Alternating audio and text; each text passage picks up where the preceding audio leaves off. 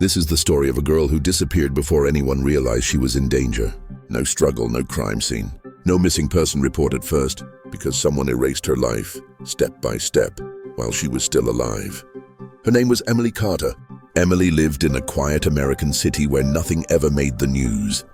She worked remotely, paid her bills on time, and avoided attention. To the outside world, she was invisible in the safest possible way. That invisibility is what made her the perfect target. It started with small things. One morning, Emily tried logging into her email. The password didn't work. She reset it, but the recovery email never arrived. She assumed it was a server issue. By evening, her bank app logged her out. The password failed there too. Within 24 hours, her digital life began slipping out of her control. Customer support told her something strange. Her recovery details had been changed 3 days earlier. But Emily hadn't touched her settings. Then came the first real shock. Her health insurance portal showed her policy as inactive. Her employer's HR system showed her as resigned. Even more disturbing, her payroll records showed her final salary already paid. Emily hadn't quit her job. Someone had done it for her. She tried explaining the situation, but every system showed the same thing.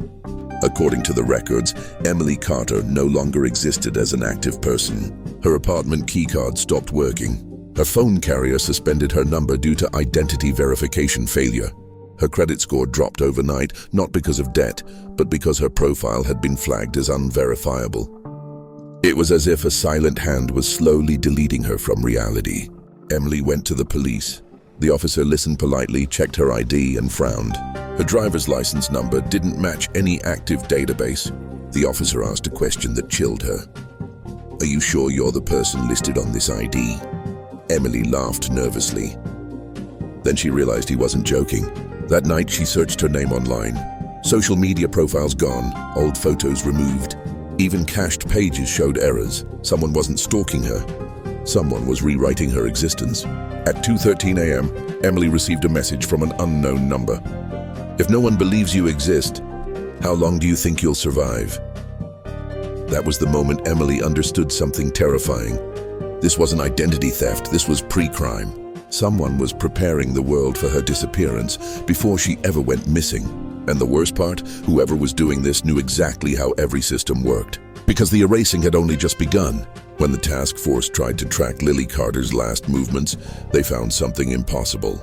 Her phone records existed, her messages existed, her photos existed, but none of them showed a location. No GPS history, no cell tower pings, no Wi-Fi connections. It was as if Lily had been moving through the city without ever being somewhere. Detective Aaron Wells requested access to private data brokers, companies that quietly collected location data through apps. Normally, even a single weather app could trace a person's movements in minutes. But Lily's data file was empty, not deleted, not corrupted, never created. That meant something terrifying. Someone had controlled Lily's digital footprint before she disappeared. The team reviewed surveillance footage again. Lily appeared on cameras, but only briefly. Every time she passed through a public space, nearby cameras either glitched, lost focus, or recorded static for seconds. Those seconds were always enough for her to vanish from view. This wasn't random failure, it was timing. The deeper they dug, the stranger it became. Lily's bank card showed purchases, but stores had no record of her face at the counter. Rideshare logs showed completed trips, but drivers didn't remember her. Apartment keycard logs showed entries, but hallway cameras captured nothing. She was present in systems, but absent in reality. Then came the breakthrough. A junior analyst noticed something hidden in the data timestamps. Each time Lily interacted with a system, the timestamp carried a tiny delay, milliseconds longer than normal. Someone wasn't erasing her, they were intercepting her. The trail led to a private cybersecurity firm contracted by the city years earlier. Officially, the firm handled traffic optimization and digital safety. Unofficially, they had access to every major data stream in the city. When investigators requested internal logs, the company resisted. Warrants followed. Inside the servers, they found a project file labeled Isolation Test. Lily Carter was listed as Subject 047. The notes were clinical. Subject demonstrates high social dependency. Isolation expected to induce predictable movement patterns. Digital erasure phase complete. They had been studying what happens when a human being is slowly removed from digital existence while still alive. Lily wasn't supposed to die. She was supposed to disappear, but something went wrong. One final log entry appeared, time-stamped 2 days before Lily's body was found. Subject is aware.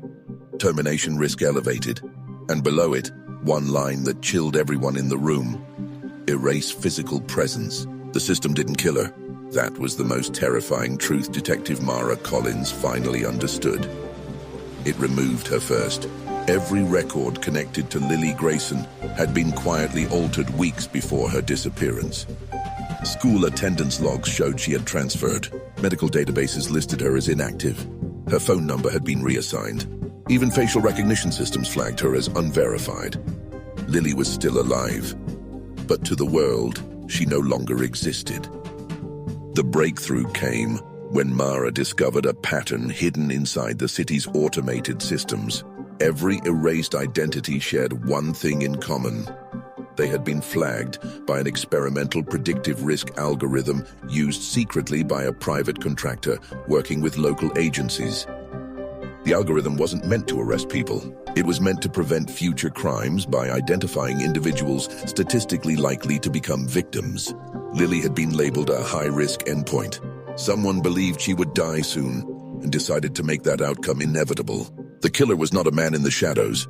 It was Dr. Evan Holt, a data scientist who believed crime could be reduced by removing inevitable victims before criminals ever reached them. He didn't stab, he didn't shoot. He erased. Once Lily's identity vanished, predators found her easily. No records meant no tracking. No alerts, no protection. Her death was staged to look random. But Holt made one mistake. He watched. When Lily disappeared from surveillance, a single offline traffic camera recorded her reflection in a window and logged it manually. Holt accessed that footage remotely. That access exposed him. Police traced the login to a private server room beneath a research facility.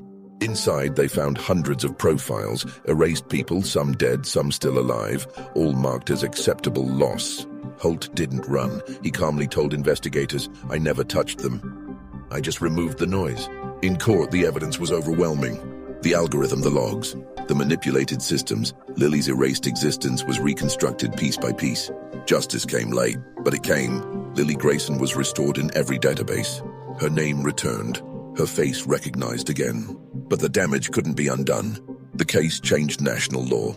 Predictive systems were shut down. Identity erasure became a federal crime. And one sentence from the trial transcript haunted everyone who read it. She died the moment we decided her life was a statistic.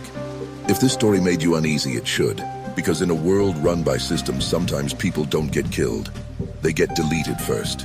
Like the video, subscribe for more real crime stories. Thank you for watching.